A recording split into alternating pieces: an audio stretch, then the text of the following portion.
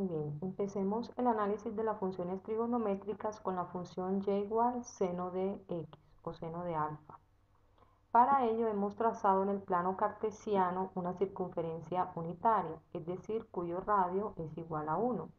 Tenemos determinado un ángulo alfa, el cual está definido a través de un punto A' arbitrario sobre la circunferencia. De manera que entre el eje positivo X y el segmento que contiene el punto A' o el segmento OA' nos está determinando lo que es el ángulo alfa. En este caso mide 46.73 grados. ¿Qué sucede con este triángulo rectángulo? Que en este triángulo rectángulo que se nos está formando aquí, OBA', tenemos un cateto opuesto del ángulo alfa, el cual nos va a determinar la longitud que necesitamos para hacer la gráfica de la función seno. ¿Por qué? ¿De dónde sale esto? Recordemos que el seno de alfa, el seno de un ángulo, es igual al valor de la ordenada y sobre el valor de r, es decir, en este caso sería la longitud de este segmento, sobre el 1, o también la podemos definir como el cateto opuesto de este triángulo, que sería este valor de esta longitud y sobre la hipotenusa, que también igualmente es 1.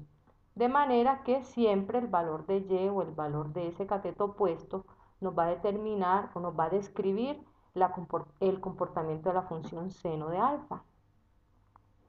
Bueno, para ello, ¿qué hemos hecho? Hemos determinado un punto P en el plano, el cual va a recorrer todo el eje X con valores de ángulos medidos en el sistema cíclico, en radianes. Tenemos ángulos negativos como menos pi medios, pi, 3 pi medios, etc. Y vamos a observar el comportamiento de esta función a través de estos ángulos. ¿Cómo? Hemos hecho corresponder a este punto P un punto S, el cual exactamente nos determina la misma longitud de este segmento que está aquí en nuestro círculo unitario. Entonces, observemos el comportamiento de este punto cuando le activamos el arrastre. Al mover el punto P, ya aquí se nos va a ir dibujando lo que es la función seno de X o seno de alfa. ¿Qué observamos entre los ángulos 0 y pi medios? Observamos que hasta el valor de pi medios la función tiene la característica de ser una función creciente, que va tomando valores entre 0 y 1, es su máximo valor. ¿Qué observamos cuando avanzamos un poco más entre pi medios y pi? Ya empezamos a observar que la función decrece. En el punto pi observamos que vuelve a tomar el valor de 0 la función. Si seguimos en nuestro recorrido, ya en el intervalo pi hasta 3 pi medios, observamos que la función siguió decreciendo, pero que ahora lo está haciendo con valores entre 0 y menos 1. Al seguir nuestro recorrido hasta el ángulo 2pi, observamos que la función volvió a crecer en este intervalo y que además de ello, el valor mínimo que nos tomó la función fue de menos 1. Es decir, hasta ahora tenemos que la función tiene varios intervalos donde es creciente, tiene un intervalo que es pi medios, 3 pi medios, donde es decreciente, ¿sí? Y que además la función toma valores entre menos 1 y 1, que viene siendo su rango, y que está definida además para todos los números reales, es decir, que su dominio son todos los números reales. ¿Qué sucede cuando avanzamos de 2pi hasta 5 pi medios? Observamos que la función vuelve a crecer, vuelve a tomar valores entre 0 y 1 y que el comportamiento viene siendo exactamente igual al que observamos en el intervalo 0 pi medios. Es decir, de aquí en adelante se está cumpliendo lo que se llama el periodo. Es decir, hasta 2pi la curva nos demostró un comportamiento gráfico que se vuelve a repetir en los ángulos 2pi hasta 4pi nuevamente. Ahí observamos lo que es el periodo. Aquí 2pi es el punto donde se vuelve a repetir el mismo comportamiento de la función. Bueno, pero ¿qué pasa Ahora si tomamos valores negativos. Si tomamos valores negativos, por ejemplo, entre menos pi medios y cero, ya observamos que la función está tomando la característica de ser simétrica respecto al origen, ¿sí? En todo este intervalo observamos entre menos pi medios y pi medios que la función es creciente.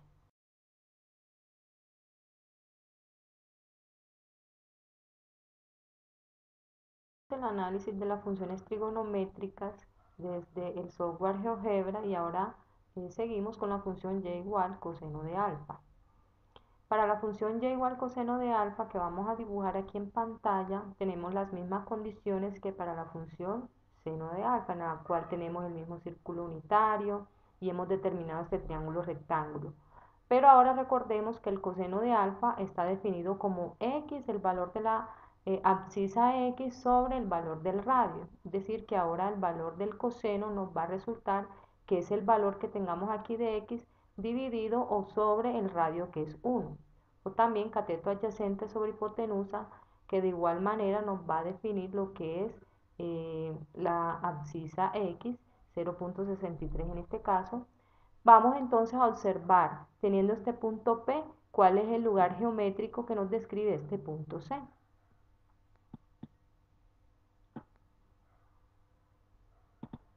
Observemos qué sucede cuando arrastramos a lo largo de todo el eje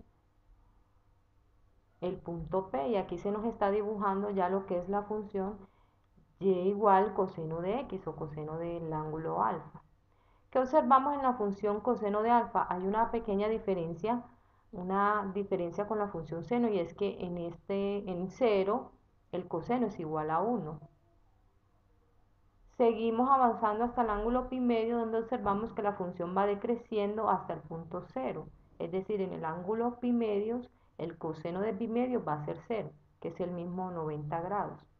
Seguimos en nuestro recorrido y observamos que la función siguió decreciendo hasta el ángulo pi. En pi exactamente toma el valor de menos 1. Hasta aquí hemos observado que la función tomó un valor mínimo también en menos 1 y un máximo también en 1. Al seguir avanzando, podemos notar que la función nuevamente es creciente.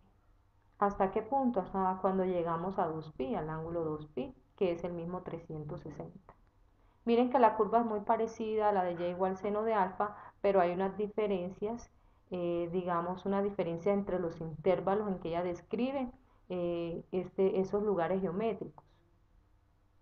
Seguimos avanzando y observamos que luego que pasamos el ángulo 2pi, la función vuelve a tener el mismo comportamiento que tenía entre 0 y pi medios, es decir, de aquí en adelante la función va a ser periódica, se va a repetir el mismo comportamiento geométrico, la misma curva se va a describir cada 2pi, y así sucesivamente cada 2pi va a repetir la misma curva. Y para los valores negativos observamos que en este caso la función coseno es simétrica, pero con respecto a todo el eje Y. Observemos que los valores son simétricos respecto al eje Y. Por ejemplo, en el intervalo menos pi medio a 0, la función está siendo creciente.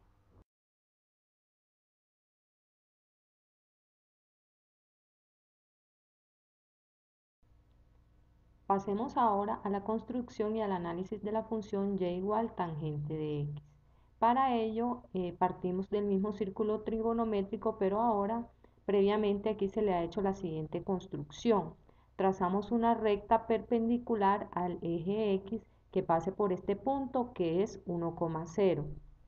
Luego que trazamos esta recta, vamos a prolongar el segmento OA' hasta que se corte con dicha recta en un punto que hemos llamado A2'.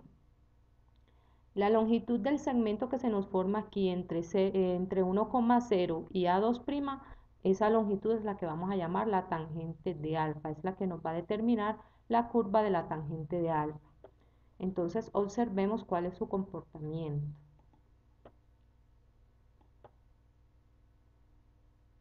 Ya dibujándosenos la función, podemos observar, por lo menos en este intervalo, se muestra que es una función creciente.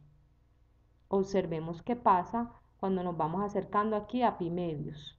La función ha crecido tanto que se nos ha ido al infinito, es decir, en el punto x igual pi medios la función no estaría definida, de manera que da un salto.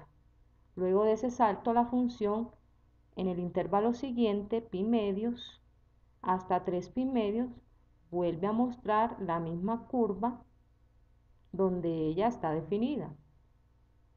Es una curva creciente, es decir, en este intervalo estaría definida, excepto en los puntos pi medios y 3 pi medios. Siguiendo nuestro recorrido, luego de que da ese salto en 3 pi medios, observamos nuevamente el mismo comportamiento de la curva, ya de 3 pi medios hasta 2 pi en adelante, que sería hasta 5 pi medios.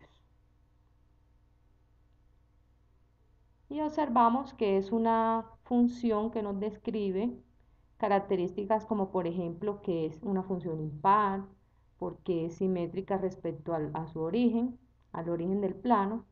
En esta función el dominio ya no serían todos los números reales, sino que ya tiene un dominio específico donde hay que exceptuar estos valores, por ejemplo, menos pi medios y 3 pi medios.